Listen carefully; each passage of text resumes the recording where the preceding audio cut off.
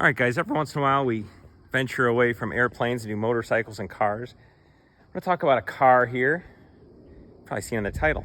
It's one of the last good muscle cars you can buy. I think Camaro is done next year. The Challenger's done 2023. This is it. The Mustang, they just came out with a new generation, and it's cool, but it's got like some big, huge screens, almost like iPads. To me, if you want kind of still the pure muscle car with a little bit of the technology, I think the 2023 is the way to go. So this is it, just a quick down and dirty. This is the 5-liter GT Premium Mustang. It's the dark pony package. You notice it's got, the horse in the front is blacked out, black tires, black roof. But this is it. The color is called grabber blue, because if you're doing a muscle car, it should be kind of an obnoxious color, right? I don't know, I really like this. I mean, it's a manual, which it has to be a manual, right? It's got some good lines to it. One of the cool things it has is the exhaust. It's got the selective exhaust where you hit a switch and you can make it super quiet, or there's even up to like, track mode. Try to get you a start here in a second. Anyways, I just thought everything's going electric, right? This stuff's all going away. Might be like the late 60s, early 70s, the last chance to get a hot rod. Mustang's sticking around for now. I don't know for how long, but seeing the new Mustangs, the 2024, they're cool. I kind of like the lines and everything about the 23 a little bit better. Now, this isn't the top. This is the GT, but this Coyote engine, the aftermarket on it is limitless. If I want 700 horsepower, it's a supercharger you put on the top. If I want to get to 500 horsepower, because right now I'm at about 450 horsepower. If I want 500 horsepower, it's pretty easy to get there with just some small mods, air intakes, things like that. So here's the outside. Good looking color. Show you the inside. What I really like about the inside is this blue stitching. It seems small, but when I see ones now that are all black, it just looks like it's missing something. There's the manual. Trying to show the inside what I'm talking about.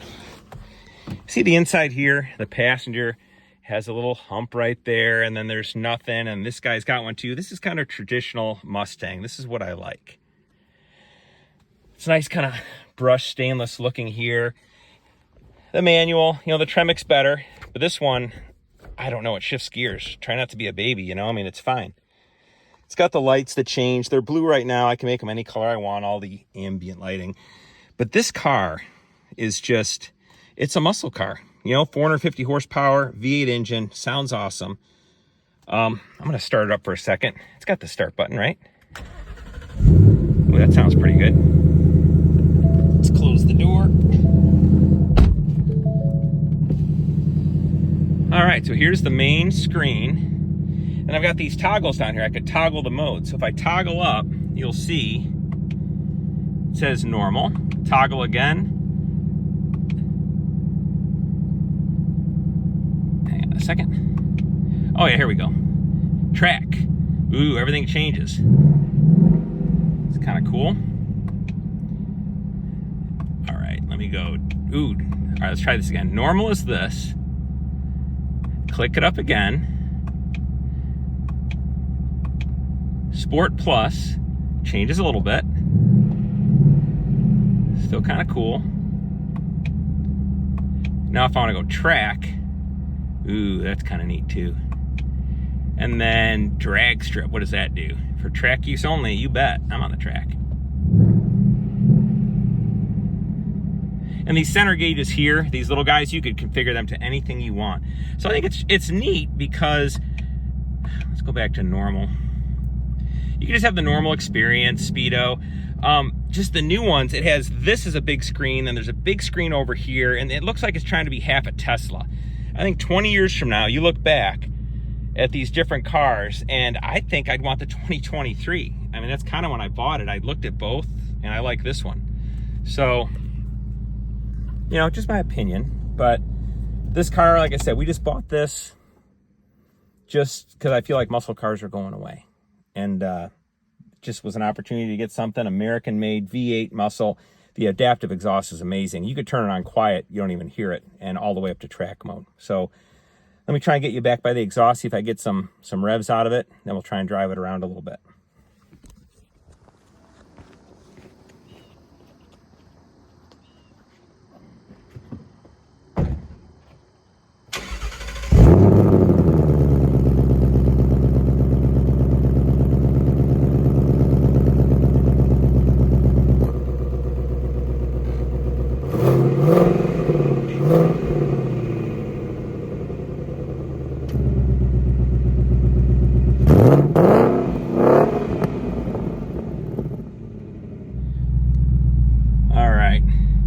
Driving this thing around a little. You can see the little hood scoops I got in there, or on the hood. That's the only mods I've done to this car.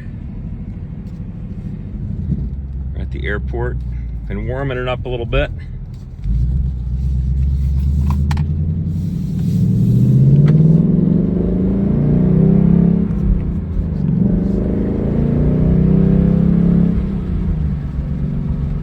You hear that rumble, but yeah, I don't know what else to say. I mean, it's going to be a short video. I just think that the 2023 Mustang, before they changed up and made it, you know, half a Tesla on the screen, I prefer it. But you still get some of the functionality. I get, make sure no airplanes are coming. You know, I get all the screens, but they look kind of traditional and they're tucked into the panel. They're not out in front of the dashboard, they're in it. And it just looks a lot more, natural to me that way. I just prefer it, you know? And the Coyote engine, like I said, you can't say enough good things about it. It's just expandable. It's upgradable. The aftermarket on it is amazing. Lots of good online help. You could do, you know, I think you could turbocharge it. You could supercharge it. Down the road, if I want 700 horsepower, I guess I could supercharge it. At some point, it almost seems unstreetable. But, you know, if you want to go higher than this, you're at the Dark Horse, the Mach 1, all that stuff. And some of that stuff, it doesn't hit this biker. You know, it does suspension upgrades and things, and everyone goes crazy about that. I'm not racing this thing. I'm just looking to make some cool noises, turn fossil fuels into noise like I like to do. And this car's great for that. I don't know, you know, if I was really worried about a couple tenths in the quarter or something like that, I'd probably change my mind, but yeah, I actually wasn't gonna buy that. Let's listen to the exhaust.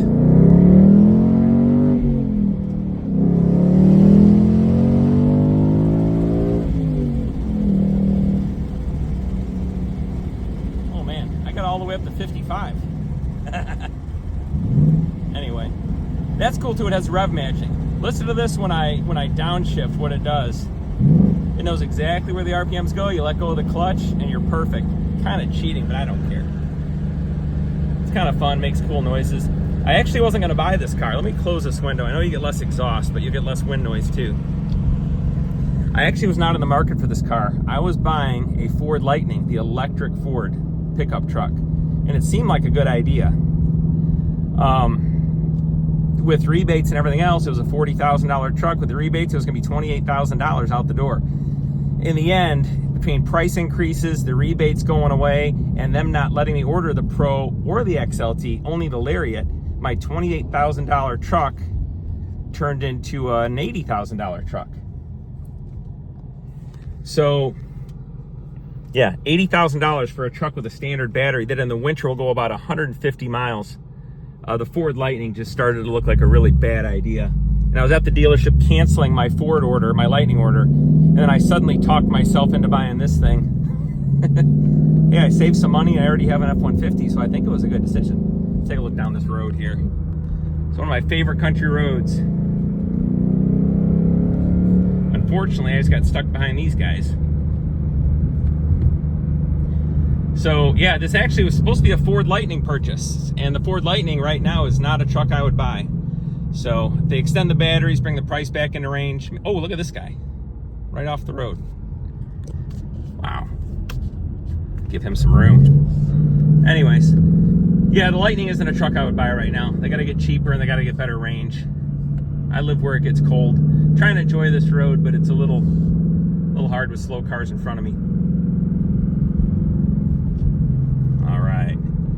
It's a cool view though. This is the view I get. You can see the little air cooling little vents I put there on the hood. I think you can see those a little bit. Add a little bit of attitude.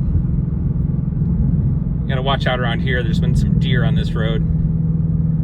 It's a beautiful country road. I'm gonna hang back so I can get a little acceleration here. But I'm gonna downshift and watch the revs. They come up and match automatically. Isn't that cool? Then you let go of the clutch, the car doesn't surge at all. I'm gonna hang way back. Anyways, I don't know, I just thought I'd make a quick little video before I put this car to bed for the winter. I live in Illinois, northern Illinois, and this car is never gonna see salt. I've had it actually, let me think, about 7 months, and I have 700 miles on it, 794 now, I guess. So, not gonna drive it a bunch, just an extra car. It's a muscle car. Be driven on nice days. It'll never see rain. It might be funny to some of you guys, it's just a Mustang GT Premium. It's not a Ferrari, right? But still, I'm gonna do a little downshift again in a second. Do a pull.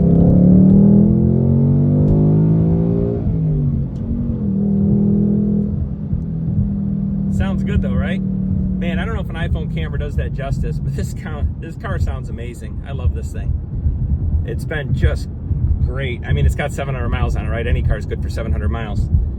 And I drove it real easy for the first 500 because I like breaking in my cars. I took it easy for 500, and now I'm still not going too crazy with it. So the red line impressively looks like it's about 7,400 RPM, which is actually pretty high historically for American V8 engines. So let me know what you think. I mean, a lot of you guys, I was never a Mustang guy, really. I mean, I was always,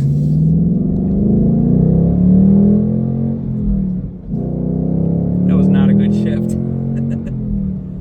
There we go.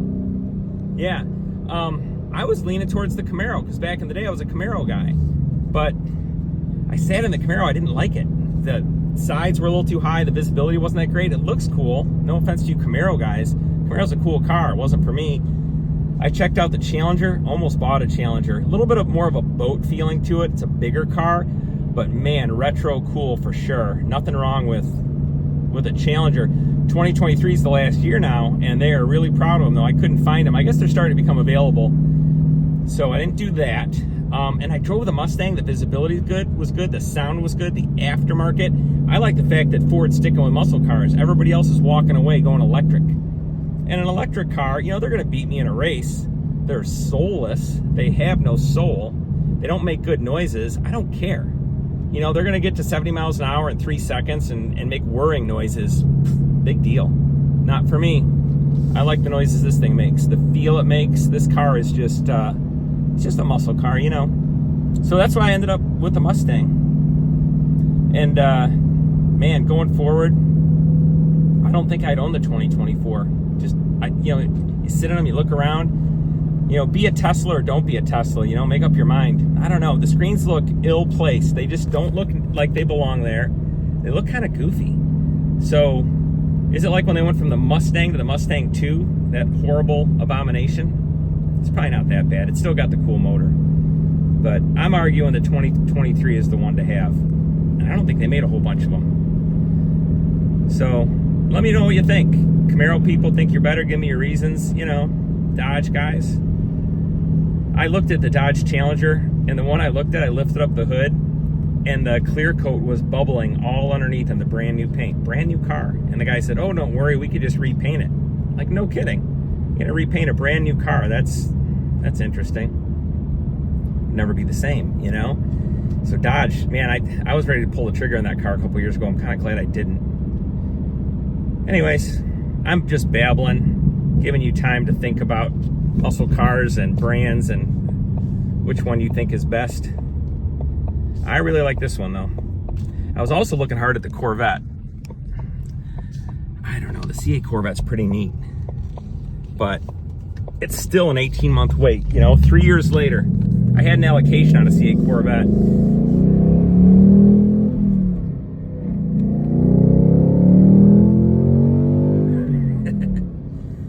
Allocation and COVID hit. I'm in the airline industry. It looked a little shaky, so I didn't think it was a good time to buy. Then I went back, and it's still 18 months. They're cool too. kind of a different category. I think I'd be nervous walking away from a Corvette, leaving it parked. A little too exotic, maybe. So, yeah, that's all I got. Give me another look here at the interior. I'm digging this blue stitching. It's got it heated and cooled seats. Nice big map. The clarity on this map too, the backup camera, is just better than on my other cars. Here's the driving look.